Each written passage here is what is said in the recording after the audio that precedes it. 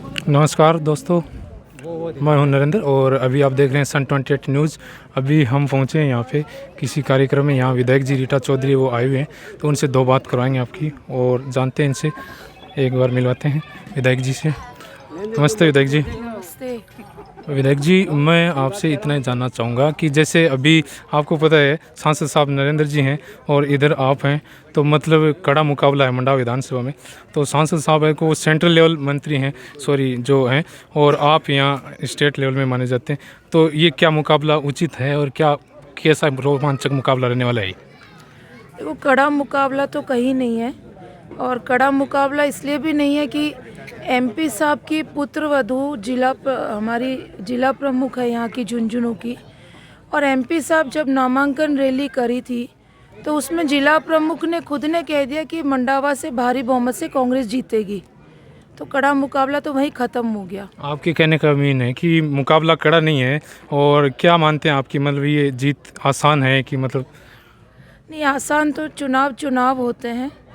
और बिल्कुल सब हमारे कार्यकर्ता सतर्क हैं और लोगों में काफ़ी उत्साह है। गांव में जाते हैं तो लोग सुनने आते हैं, लोग अपनी भावनाएं बताने आते हैं। ज़बरदस्त जन समूह, जन अपार प्यार उन लोगों का मिल रहा है। तो मैं समझती हूँ, क्योंकि विकास के इतने काम हुए मंडावा विधानसभा क्षेत्र में। एक्सक्यूज़ मी, माफ़ी चाहूँगा मैं आपसे एक बार बात काटने के लिए।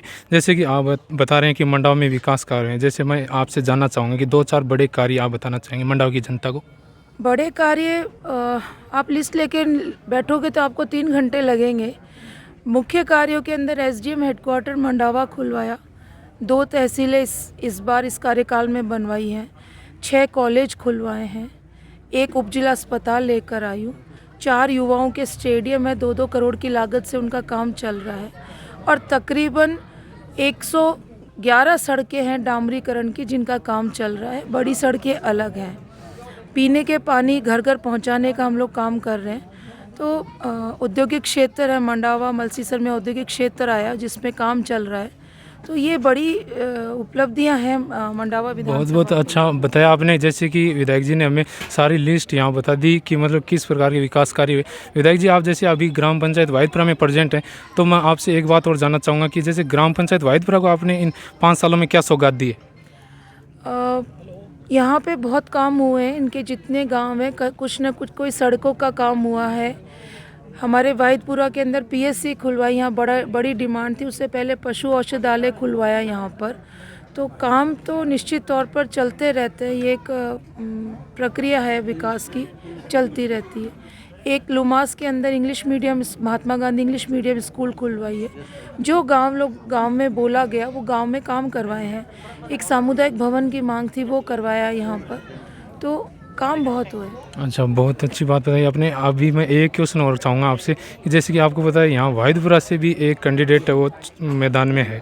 तो उनके बारे में कई लोग ऐसे भी अफवाह फैला रहे हैं कि वो विधायक जी का मोहरा है या ऐसे कुछ। जैसे आप इस पर कुछ कहना चाहेंगे?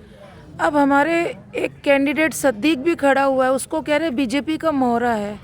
तो जितनी मुँह उतनी बातें होती, चुनाव होता है सब। बिल्कुल, बहुत अच्छी बात है। अभी विधायक जी, मैं एक क्वेश्चन लास्ट अपना चाहूँगा कि जैसे कि बता रहे हैं कि मतलब नरेंद्र जी वो शराब के टोकन बांट रहे हैं और मतलब लोगों को कम्युनिटी के हिसाब से मतलब आमंत्रण कर रहे हैं, वो मतलब जिमा रहे हैं लोगों को। और तो क्या आप भी ऐसा कर रहे हैं? क्या ये करना उचित है? नहीं, मैं ऐसा नहीं करती हूँ। लोगों के बीच में रहते हैं पूरे टाइम, लोगों के काम करते हैं, उनको सुनते हैं, उनकी जन समस्याओं पर ध्यान देते हैं। अब क्या है कि एमपी साहब ऊंचे लेवल पर चले गए। वो विधायक प्रधान थे तब तो ठीक था, एमपी बनने के बाद वो क्षेत्र में आए नहीं।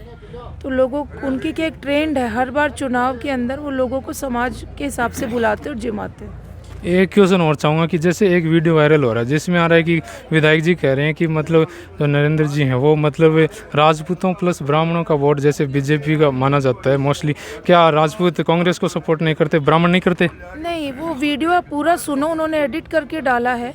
मैंने ये बोला कि समाज को बांट के, समाज के हिसाब से बुला के जीवन चला रखा है।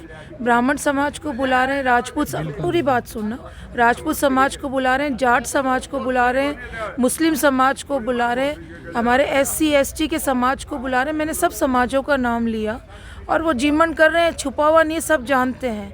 मैं ये कहती हूँ कि जीमने जाओ, कोई दिक्कत नहीं है, लेकिन जीमने के बाद आप वहाँ से अपने क्षेत्र के लिए कोई काम तो लेकर आओ, कोई काम तो करवाएं क्षेत्र के अंदर।